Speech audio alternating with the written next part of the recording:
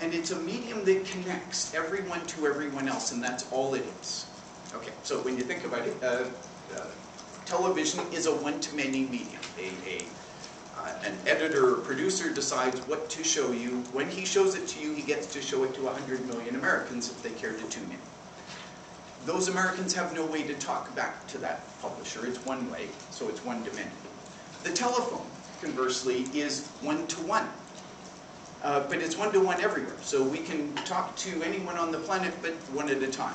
Unless you have a conference phone, in which case you can talk to 10 people at a time. But you get the idea.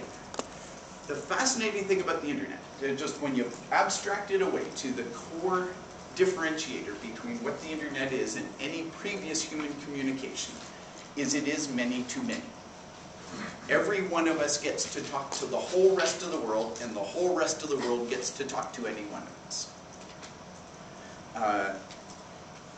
This many-to-many phenomenon, of course, creates a massive opportunity for anarchy, for what the technicians used to refer to as a very bad signal-to-noise ratio problem.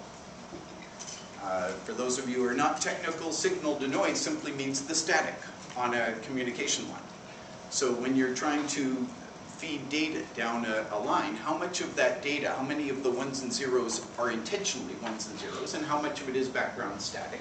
And how do you filter out the background static so you can interpret, if you're making modems or multiplexers or whatever, so you can interpret actually the data.